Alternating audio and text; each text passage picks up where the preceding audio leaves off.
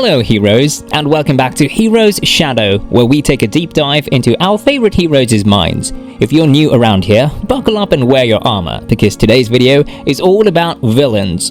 We don't hate Thanos because he's evil. We hate Thanos because he doesn't care about the moral rules that keep us from resorting to devious methods to reach our goal as well. Although superheroes are meant to be roles that we look up to, and villains are what we must fight against, we often behave in ways that people like Captain America and Captain Marvel would not approve. Therefore, we often tend to justify our questionable actions by saying it's for the greater good, or that we had good intentions all along. But you know who else had such great intentions, despite his horrendous actions? Thanos. In this video, we're gonna be discussing why Thanos is the most accurate portrayal of the human race in the movie, and how all the characters form a timeline of the different stages of becoming a villain.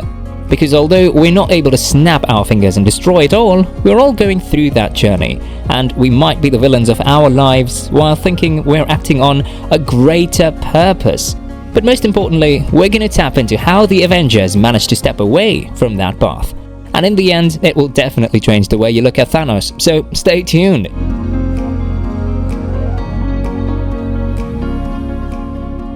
Have you ever stopped to think about how a villain is born? We all grew to think that villains are pure evil since birth, and that's convenient for us. But as we used to see a lot in Scooby-Doo cartoons, the true villains were always the ones we least expected, and their motivations were never evil for the sake of being evil. Instead, it was always grudges or ambitions, and that is scary, because Scooby-Doo shows what Thanos does too. We're closer to being villains than we are to being Captain America, and that's a hard pill to swallow. The truth is, all it takes for someone to become a villain is a deep-rooted idea and the determination to do anything to achieve it. Most of the villains are not villains because they want to do bad things. They actually believe deep down that you can't have omelets without breaking some eggs, and are willing to do anything to conquer that goal. As Scott escapes the quantum universe, he finds a world where everyone is still trying to cope and move on 5 years after half of the population is gone, and all of them are in different stages in the path of becoming a villain. All of the Avengers are going through grief and post-traumatic stress, and they all have their own particular way of dealing with it. Natasha buries herself in work, so she doesn't have the time to think about anything else, and by doing so, she both holds on to the pain and refuses to actually move on, but also avoids feeling pain at its fullest.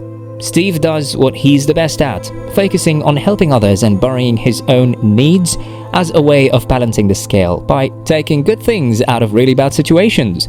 Tony builds himself a happy domestic life with as many normal things as he can to create the sense that he's still able to have what everyone has, even after great tragedies, and that he can still find joy in things, especially if he avoids thinking about what happened. Thor is also drowning himself in bad habits to avoid thinking about what happened. He's the one who internalized his feelings and trauma the most, and also the one who least received support and empathy. He plays video games and probably developed alcoholism, and all the others despise the fact as if it wasn't clearly a response to trauma, a very extreme and delicate one. Then we have Clint, who's literally the closest to becoming a villain, since he's so consumed by the pain and revenge that he's been making justice with his own hands, although it won't bring his family back. Although all of their lifestyles weren't exactly healthy, they were all in their comfort zones and pushing the pain under the rug. Even Clint and Thor, who had the most destructive behaviors. So they don't want to risk what's left of their sanity or remaining loved ones, because if they choose to battle and fail again, they'll have nothing to distract them from the grief, nothing to make them believe that life still goes on.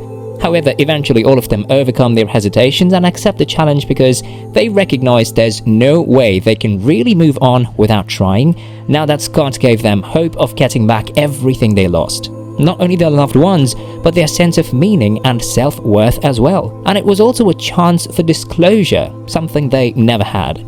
Life is made of cycles, and they must end so new ones can begin. But between one thing and the other, there has to be an ending. A symbolic one, because some things end without proper answers or solving, and our rational side can make up for that, but our subconsciousness cannot. There must be some kind of symbolism so the loss can be fully processed. That's why people who don't attend their loved ones' funerals may not truly accept their passing, therefore spend years without overcoming grief. Grief is an important part of life, and we experience it not only when our loved ones pass away, but when anything that's important ends. Clint, where's Nat?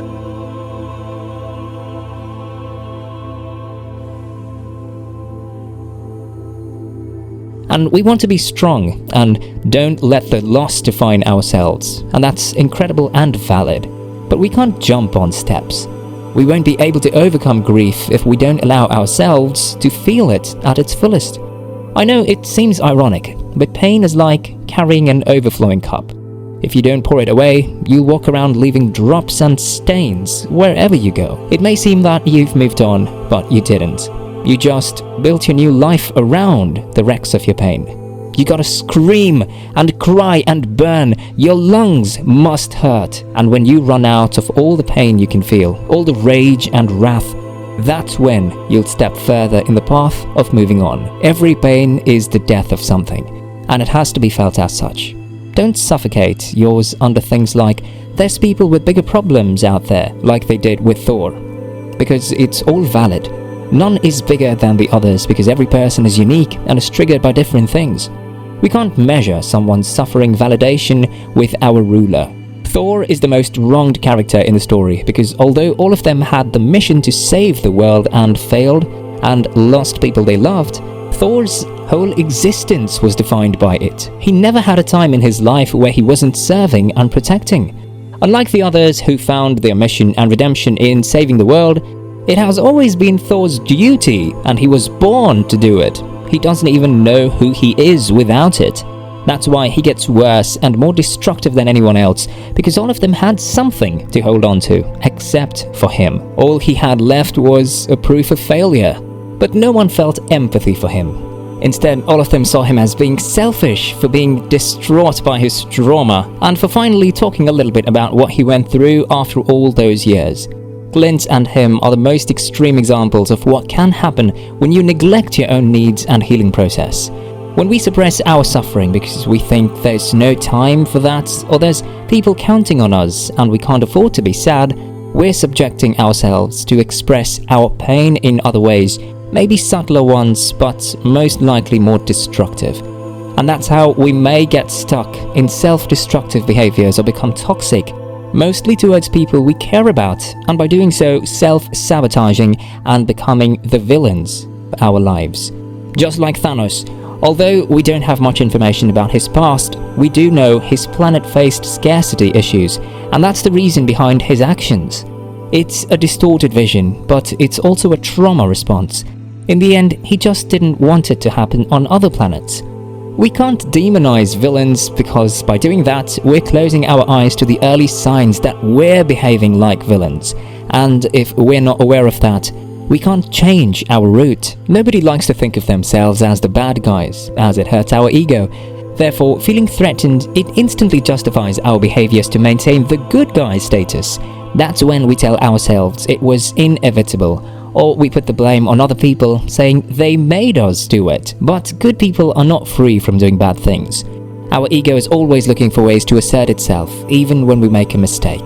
So we have to constantly take a step back and try to imagine someone in our shoes and ask ourselves if we would find it plausible having the same motivations as our own, or if it would be terrible despite the motivations. After they save the world and bring back the ones who vanished, they get a new chance.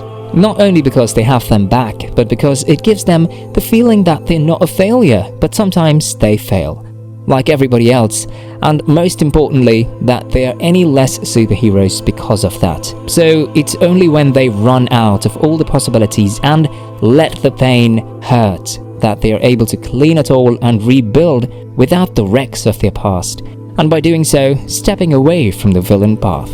And after all of them were happy and at ease with their choices, because they did their best. As we saw in the movie, there's many ways to cope with the traumatic events that may happen to us. Some of them are healthier than others. So if you stayed until the end, answer in the comments. Did you identify with any of the Avengers' methods? After this video, what's your overview of them? If you haven't subscribed already, hit subscribe as well as the bell so you won't miss our next video.